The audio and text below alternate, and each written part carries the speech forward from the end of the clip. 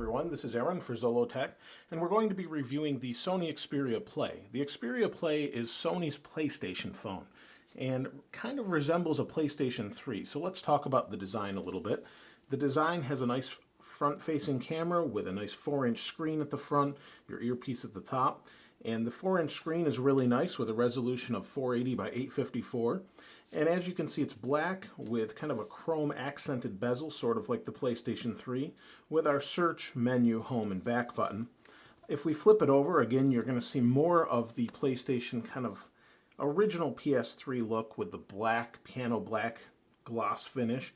And it looks really nice and is accented with their little Sony Ericsson symbol, along with a 5-megapixel camera that records in 720p, a flash.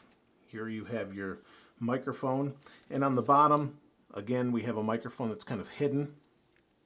On this side we have a micro USB 3.5mm headphone jack and our sleep wake button at the top.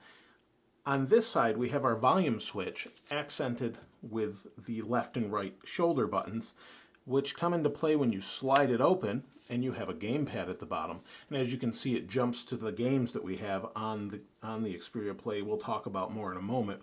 But the gamepad's very nice. The buttons are quite nice.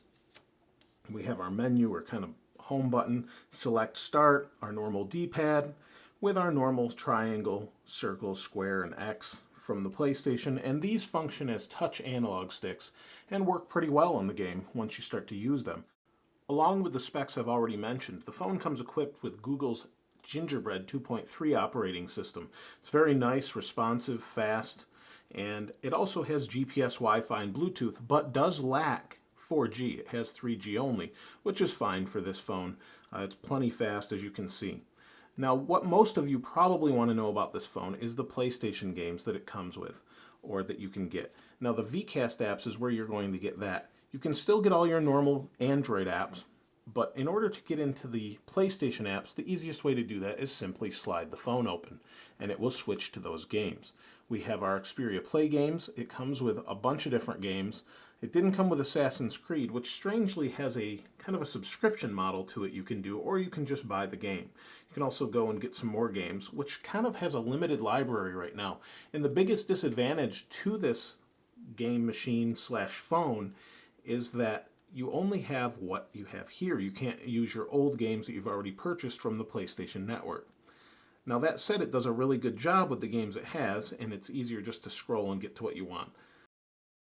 But let's open Crash Bandicoot. A lot of people are familiar with this game. And it saves this progress, which is nice, and you just hit continue and you're in, and it's that fast. Now when the first time you load the game, it does take some time, and we can control it. And let's turn the sound up a little bit.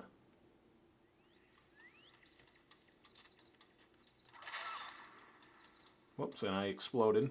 Now I have to admit, I've played a lot of video games, but not this one. I haven't played this game a lot, but let's go ahead and continue. It's the full PlayStation 1 game, and there's a bunch of other games, and the gamepad's really quite nice. They did a good job. You've got your shoulder buttons back here, like I mentioned before, and they do a good job of this. Now you can't use the analog sticks for this game, but let's just run through here, and I know I'm terrible on it, but I am kind of doing a review at the same time. But as you can see, it's very smooth, fluid. Anyone I showed this to was impressed with how quick it is. Now, to give you an example, a PlayStation 2 runs in the 233 megahertz range. A PlayStation Portable runs maxed out at 333. This has a gigahertz processor, so it's more than fast enough to handle all the games coming at it. Now, the nice thing is we want to go home. We're back in here.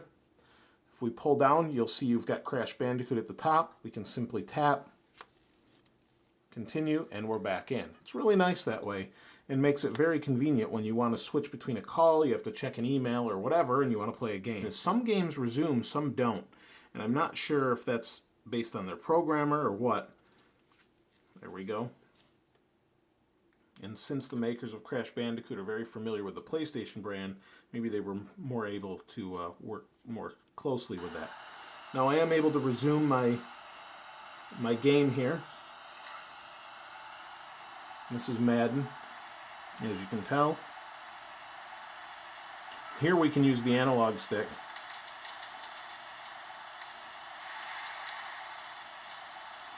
And that was a horrible kick by the opposing team.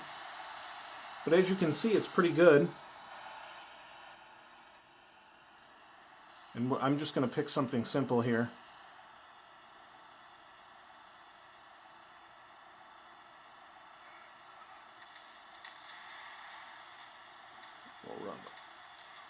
Okay, so as you can see, it's pretty good. The controls are decent, and that's what a lot of people are going to want this phone for.